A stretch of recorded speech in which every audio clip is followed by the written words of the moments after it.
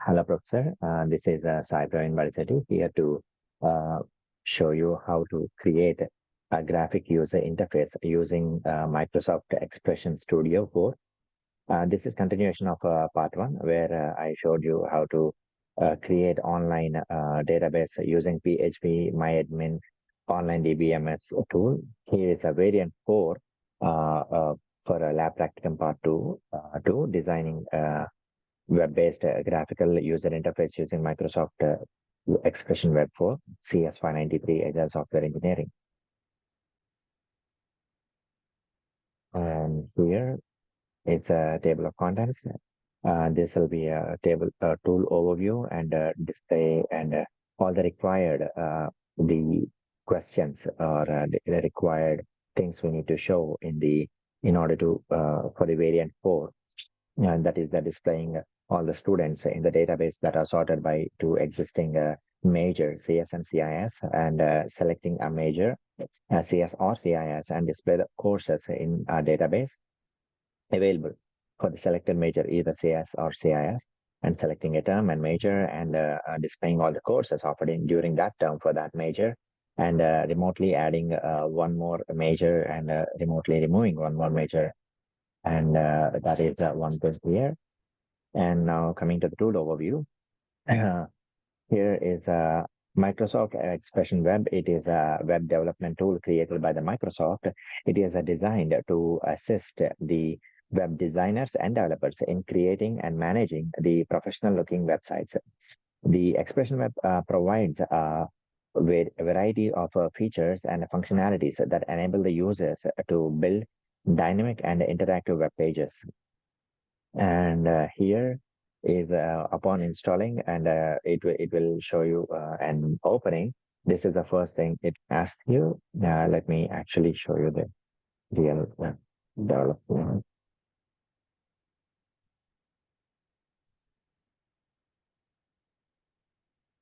Upon opening this, as you can see here, this is what it shows, and this is where we need to click in order to create a new site. Clicking here, let's say it says variant 7. It's just a name, it's not actually a variant 7. Uh, and as you can see it on the left hand side, inside the folder list, there is this default.html, the actual website page, which we are right now currently working on, which we will be working on currently. And upon double clicking it, it shows you the default template code for this website, and the respective web page, which for that corresponding code. Upon see here, we need to first add an image to this folder. Now, to this web page, we are using Bradley logo here for this website. First of all, in order to do that, click on the image which is on the tools section on the right hand side of this our website application page, and drag and drop in the section. And here we need to right click on that.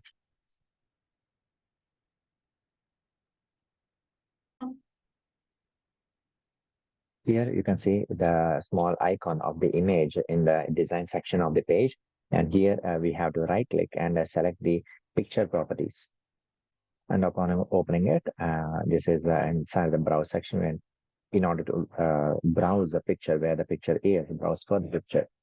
Upon clicking here, it shows the Bradley logo, which is in the currently present in our folder. Just upon clicking here and selecting OK. This is the picture, the logo, which we got it.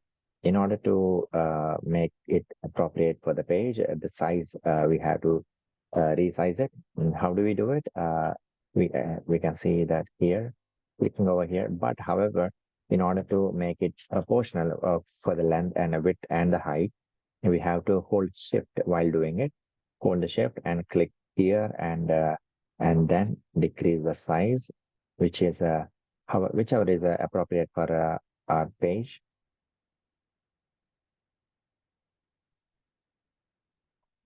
That's it. In that page, it is sized. And then we have to add the layer over here.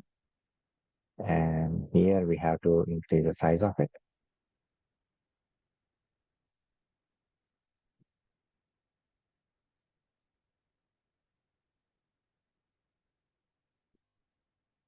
Inside this, we need to write the heading of the page, Bradley University course registration.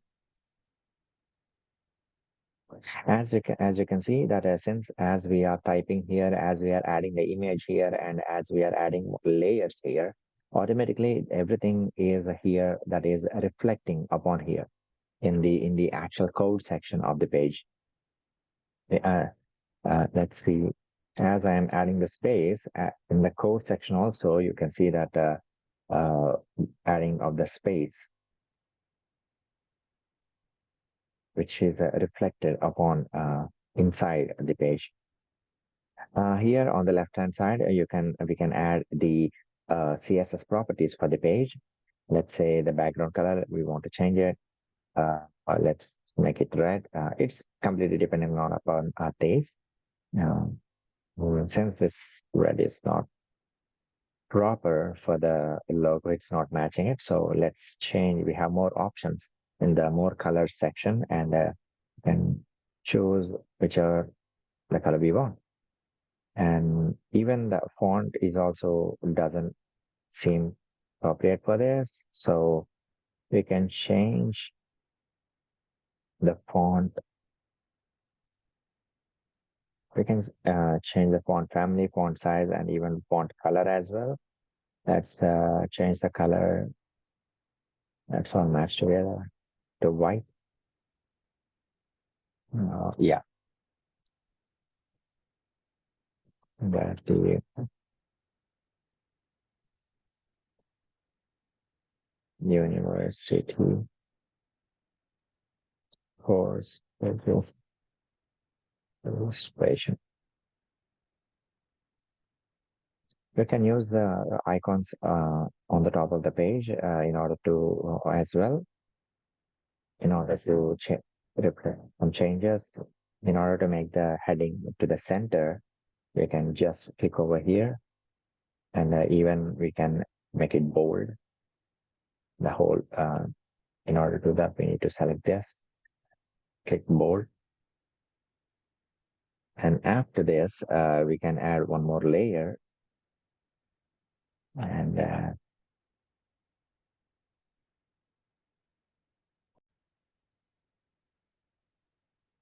we can just drag this out of the first layer, and we can lay it wherever we want. And we have to adjust the width and the height of the block layer here, and inside which we need to add the form. All of these which we are doing here are the form properties. So we we have to do everything inside after only creating a form. And as you can see in the presentation itself, upon adding the Bradley logo and heading of the page, and then let's say displaying all the students for the major. And here we can just do the same thing, like changing the color of the background, and then changing the font color as well, so that it matches with the rest of the page.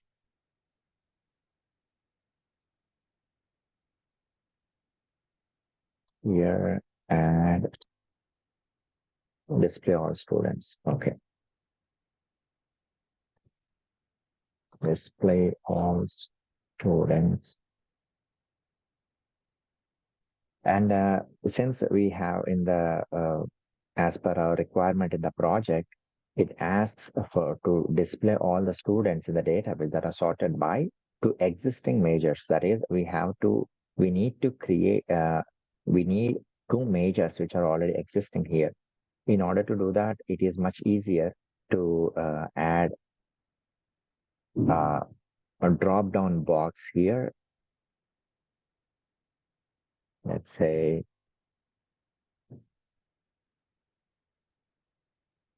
We can add it just over here, or we can take it to the next line. It's up to our wish.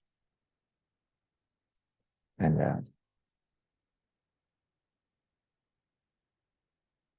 let's say upon double clicking here, we can add choices of which needs to be present in the our drop down section here.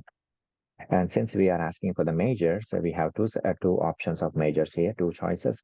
CS is one, and we initial state is not selected, and OK. And then upon we can click on add here in order to add more choices.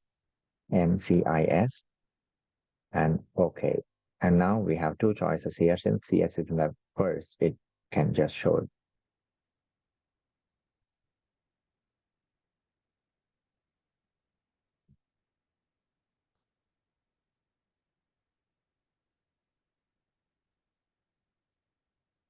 Upon clicking here, now since it is selected, since it shows the drop down here, we can choose the major. Upon selecting the major, the user has to click on submit or let the system know that he has chosen a particular major here.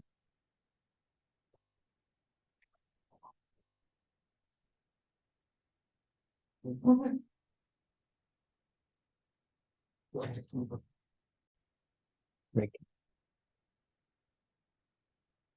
we have to adjust this.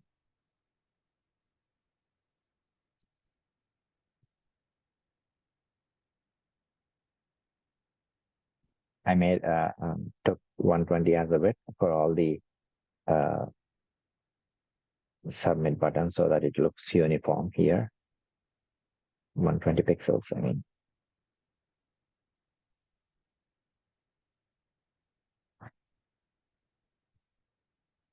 Yes. And that's it. Just like this, we can add more options, more blocks over here. And it just reflects on the code itself. And let's just give it a try. Let's go to the variant 7, which the section we are working right now currently. And upon clicking the default.html page over here, it actually takes us to the real website. And upon here, we can just select, since here we have the drop down here, display all students in CS or CIS. And then we can click a submit. And since we don't have any functionality associated with it, we cannot find any output to it, but this is how it happens.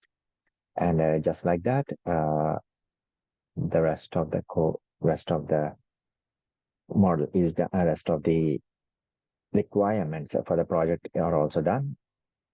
And selecting for the major, displaying all the courses of the major. And same, I chose a drop down for CS and CIS majors and a submit button as well. And selecting a term and a major and all the courses which are in offered during that term for that major. Even for that, I chose these many fall, spring, autumn, May 1, May 2, and summer as the options for our that term, and CS and CIS for the majors, and remotely adding, and this is for the adding a major for the database to the database, and removing for the database. And this is a final product, final output. Let me show you the actual output here. This is variant 4, and this is the default.html. I didn't change the name. And this is the final product, final website. Here, CS and CIS, so you can just enter the major here. Let's say adding a new major to the database. So since we already have CS and CIS, let's say mechanical, and say submit. It adds.